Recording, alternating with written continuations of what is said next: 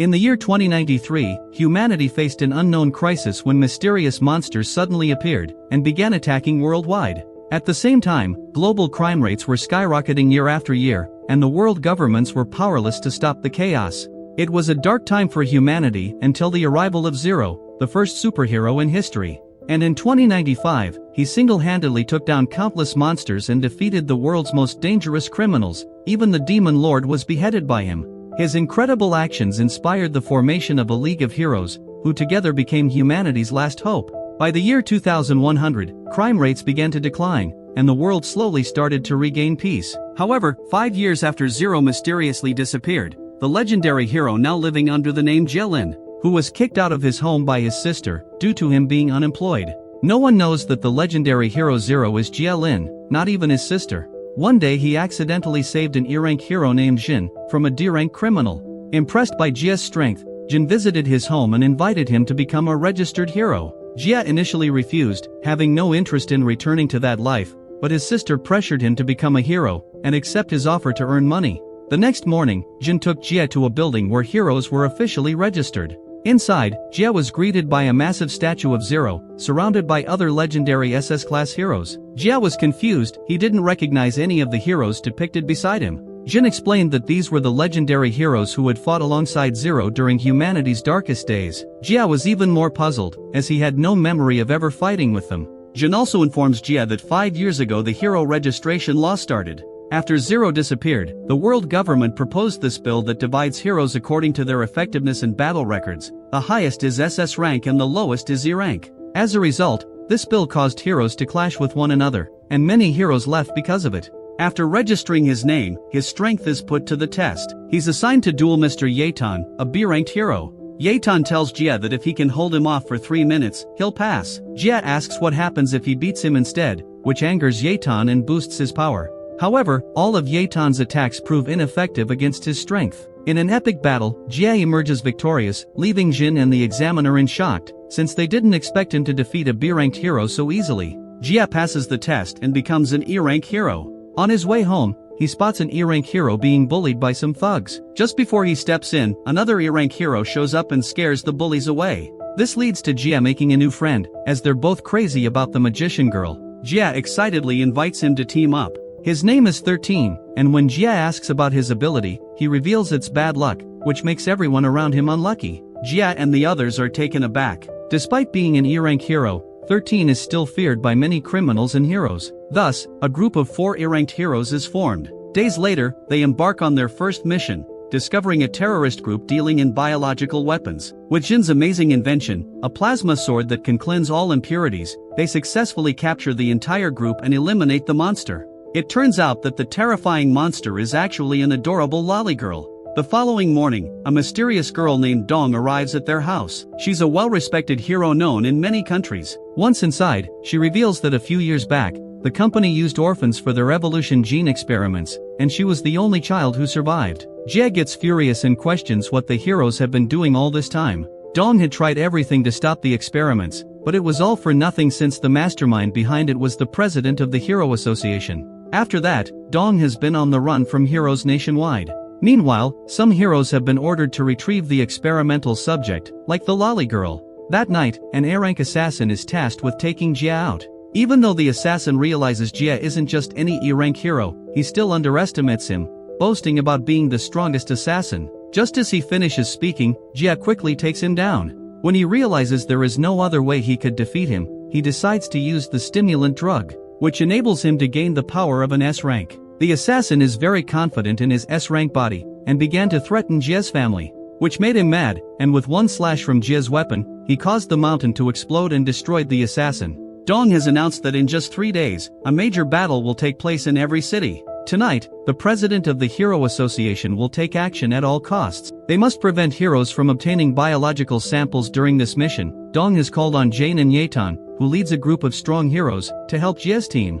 And Jane manages to prevent their escape. However, right now she is being shot by Zhu Liezha, one of the top heroes in each city, who has been bribed by the Hero Association's president. Dong tells Jie to go chase after Gon, while she will deal with president. He goes to the site of the helicopter crash and confronts Gon, who turns out to be the same shady guy from earlier, who sent assassins after Jin and Jie.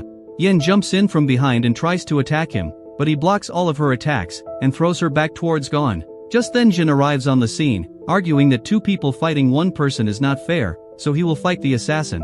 However, King Yan locates Jane and teleports into the forest. Using the energizing analytical calendar, they pinpoint the assassin's location. But it turns out to be a trap for King Yan. The assassin suddenly strikes from behind. Although King Yan has the ability to teleport away, he chooses to stay and protect Jane, which triggers her powers to awaken. Back to Dong, she gave it her best, but she couldn't take him down. Suddenly, Jie jumps in from behind the president and sends him flying with a powerful hit from his iron club. They tell him to surrender, but he still has some refined copium left and injects it, turning into an S-level monster. He summons iron spikes and fires them at them, and Dong realizes he's much stronger now. He attacks her again with the spikes, catching her off guard, but Jie jumps in to block the attack with his club. Jie then charges at him and lands a heavy blow, breaking through his iron spike defenses and forcing him to kneel.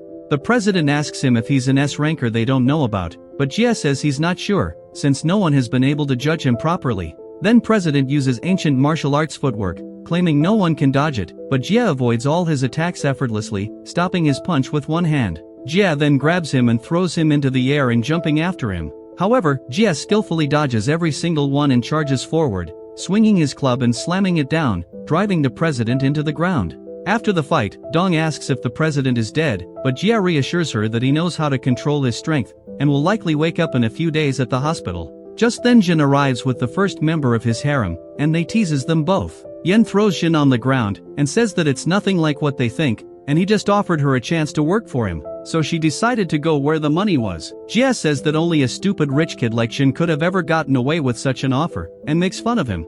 While Jin lays on the ground bleeding like a fountain, and tells them to stop complaining and help him. They both get up and Jie asks Jin for a treat. Jin says that he will throw them a party at a fancy hotel. Everyone looks happy with the results of this mission, but just then Jane walks in with an unconscious King Yen and asks for help.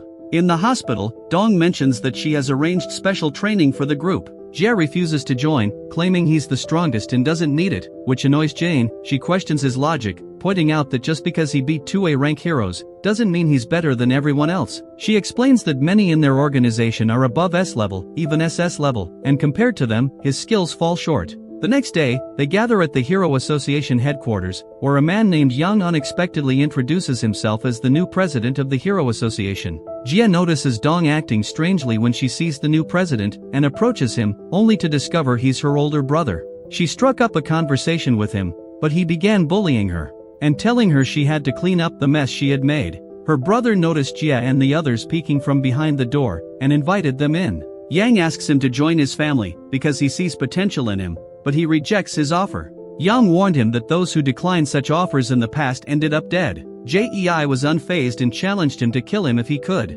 Furious, Yang used his psychic powers to force everyone to kneel, but Jie remained unaffected. Jie then countered with his own psychic abilities, causing Yang to bleed from his mouth and retreat. After leaving the Hero Association, they discussed the possibility of Dong being in danger, due to the recent events with the former president. They came up with a plan to help her and asked 13, another group member, to look into it. On their way home, Jin asked Jie why he was worried about Dong, but before he could respond, he noticed they were being watched by men in black suits. Jie managed to catch one and learned they were bodyguards for the Yang family. While keeping an eye on Dong, 13 saw Aoyang driving a sports car toward her house and quickly informed Jie.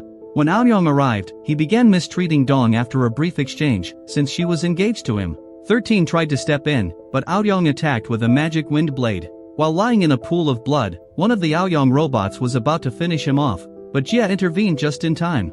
The robots were proving to be too tough to take down, prompting Jie to pull out his weapon, the fire spirit sword. Furious upon discovering that the Aoyang family was behind it all, Jie attempted to chase after them. However, his friends managed to calm him down, reminding him that their priority was to rescue 13. Jie promised to take revenge for 13 and also save Dong. The next day, they managed to sneak into the Aoyang family home with the help of a former assassin, who now worked as a maid for Jin. Jie made his way into Dong's room and freed her, aided by his friends who distracted the guards while escaping from the Aoyang family. Unfortunately, they were ambushed by Aoyang, who had defeated Jie's friends and challenged him to a 1v1 fight, with the winner claiming whatever they wanted from the loser. Aoyang chose the fire spirit sword, while Jie just wanted to leave safely with Dong and his friends. They both agreed to the terms, with the Dong family watching the match unfold. The fight kicked off as Jie drew his spear sword, and Aoyong, looking down on him, boasted that he could kill him with just his hands. Just when it seemed Jie was losing, after taking a hit from Jie's dragon slash technique,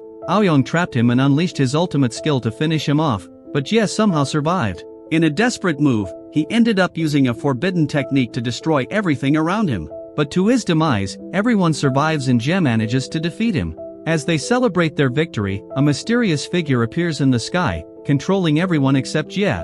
This figure declares himself a god, and challenges Jie to a battle for humanity's sake. During their clash, the self-proclaimed god gains the advantage, and delves into Jie's memories, uncovering his painful past of mourning a dying girl. This revelation fuels Jie's rage, and unlocks his true potential as the legendary hero Zero. The god is taken aback, recognizing Jie as the legendary hero, but refusing to accept it, he claiming Jie wasn't the real Zero. He proceeded to attack him, but after an epic showdown, he was easily defeated by the legendary hero Zero. And this brings the anime to an end.